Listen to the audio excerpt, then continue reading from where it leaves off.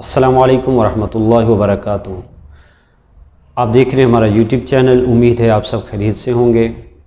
آج کا عمل انتہائی آسان اور مختصر عمل، اور جس کے کرنے میں ہمیں کسی قسم کی مشقت نہ کرنی پڑے، اور ہر آدمی کے لیے، ہماری کسی بہن کے کرنے کے لیے انتہائی آسان ہے، کوئی مشکل نہیں ہے۔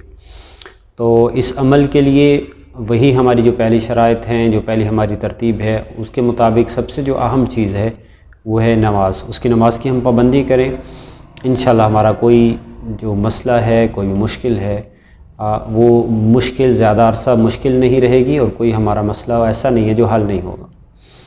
تو اس کے لیے ہم نے کرنا کیا ہے؟ انتہائی آسان ترتیب ہے۔ 3 چیزیں ہم نے کرنی ہیں، ان تینوں کا اہتمام کریں گے انشاءاللہ۔ اس سے ہمیں چند دنوں کے اندر ہماری آنکھوں کے سامنے یہ چیز آئے گی کہ اللہ تعالیٰ نے ہمارا مسئلہ، ہماری پریشانی، ہماری تنگ دستی کس انداز سے حل کی ہے، اور کس طریقے سے، جس کا ہمیں وہم و گمان بھی نہیں تھا۔ بعض کام ایسے ہوتے ہیں جن پہ ہماری نظر ہوتی ہے کہ ہمارا مسئلہ یہاں سے حل ہوگا اور یہاں سے ہمارا کام ہوگا، لیکن بسا اوقات اللہ تعالیٰ ایسے اسباب پیدا کرتے ہیں جو انسان کے وہم و گمان میں بھی نہیں ہوتے، اور اللہ تعالیٰ انسان کا مسئلہ ایسی جگہ سے حل کرتے ہیں انسان کو جہاں سے امید، یقین وہاں سے نہیں ہوتا۔ تو یہ یاد رکھیں کہ اللہ تعالیٰ اسباب پیدا کرتے ہیں، مختلف اسباب پیدا ہوتے ہیں، اور یہ ضروری نہیں ہوتا کہ ہم نے جو ذہن بنایا ہو کہ اسی طریقے سے مسئلہ حل ہو، بلکہ اللہ تعالیٰ کسی پریشانی کو مختلف انداز سے دور کرتے ہیں۔ اور اللہ تعالیٰ کے خزانے ایسے ہیں کہ ان کے برابر، ان کی مثل کسی کے پاس خزانے نہیں ہیں، اور اللہ تعالیٰ اسباب ایسے پیدا کرتے ہیں جو اکثر ایسا ہوتا ہے کہ ہمیں کسی قطعاً ان کے بارے میں وہم و گمان بھی نہیں ہوتا۔ تو نماز کی پابندی کے بغیر ان تینوں عمل کا کوئی فائدہ نہیں۔ ہر عمل کے ساتھ ہم نماز کی پابندی کی جو تاکید کرتے ہیں وہ ہماری طرف سے ہے نہیں ہے، بلکہ یہ پابندی اللہ کی طرف سے ہے، اور محمد صلی اللہ علیہ وسلم جو کہ ہمارے رسول اور پیغمبر ہیں، اور ہمارے آخری نبی ہیں، ان کی طرف سے پابندی ہے۔ ان اعمال کو اختیار کیا جائے نماز کے بغیر تو 1 ذرہ بھی، 1% بھی ہمیں فائدہ نہیں ہوگا، اور نماز کے ساتھ ان اعمال کو شروع کیا جائے تو 100% ہمارے پاس امید اور یقین ہونا چاہیے کہ انشاءاللہ اللہ تعالیٰ انہی اعمال کی برکت سے ہمارے پریشانی اور مسئلے کو حل کریں گے، اور ہمیں 2-3 دنوں کے اندر ہی ان اعمال کے ذریعے ہمیں انشاءاللہ اللہ تعالیٰ رستے دکھانا شروع کر دیں گے، اور ہماری آنکھوں کے سامنے یہ چیز آ جائے گی۔ کچھ چیزوں سے ہمیں بچنا چاہیے، احتراز کرنا چاہیے۔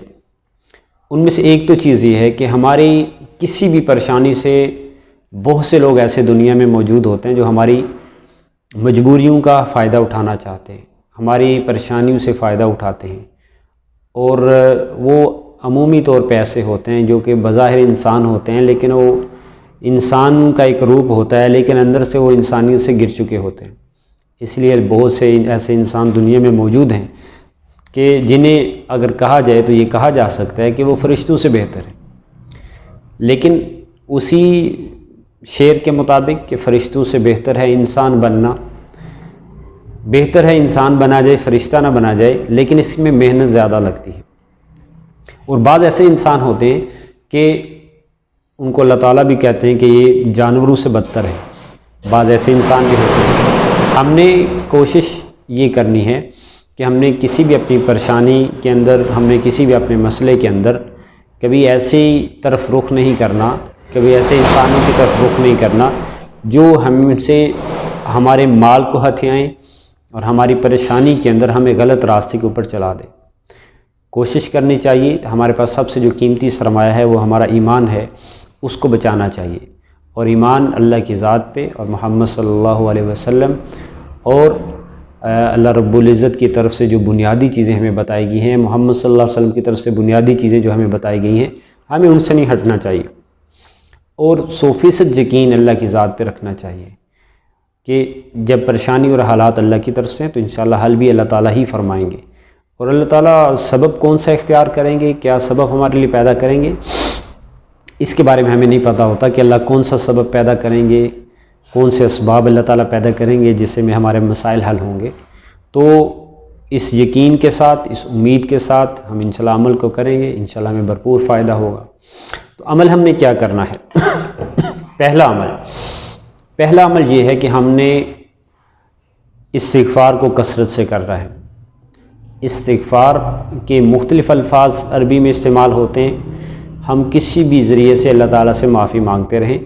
استغفر اللہ یہ بھی کہہ سکتے ہیں، رب اغفر لی یہ بھی کہہ سکتے ہیں، لا الہ الا انت سبحانک انی کنت من الظالمین یہ بھی کہہ سکتے ہیں، استغفر اللہ الذی لا الہ الا هو الحی القیوم واتوب الیہ یہ بھی کہہ سکتے ہیں۔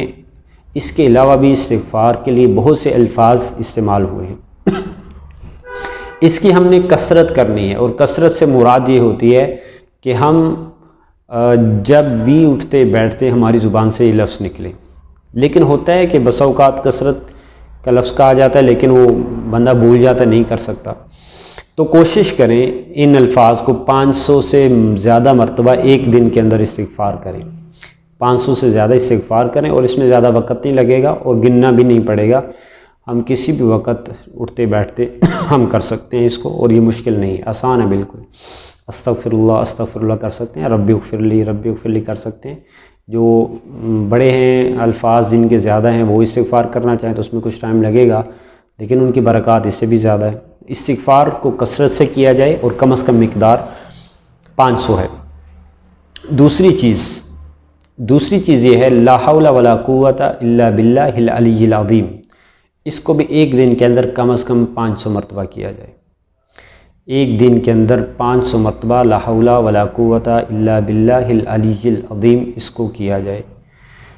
اور اس کے فوائد اور ثمرات احادیث مبارکہ میں بے شمار ہیں، جن کو لکھنا چاہیں گننا چاہیں تو اس سے ہمیں سمجھ میں آتی ہے کہ یہ اس کے فوائد اور ثمرات کتنے ہیں، اور احادیث مبارکہ میں کیا کیا ان کے فضائل بیان ہوئے، ان کا ادنیٰ درجہ کیا بیان ہوا۔ تو اس کی ہم کثرت کریں، یہ ہمارا دوسرا عمل ہے۔ پہلے نمبر پہ استغفار، دوسرے نمبر پہ لا حول ولا قوت الا باللہ العلی العظیم کم از کم 500 مرتبہ۔ تیسری چیز ہم نے جس کی پابندی کرنی ہے وہ ہے تیسرا کلمہ سبحان اللہ والحمد للہ ولا الہ الا اللہ واللہ اکبر۔ اس کو ہم کوشش کریں کہ 100 مرتبہ کر لیں، 100 مرتبہ ضرور کریں۔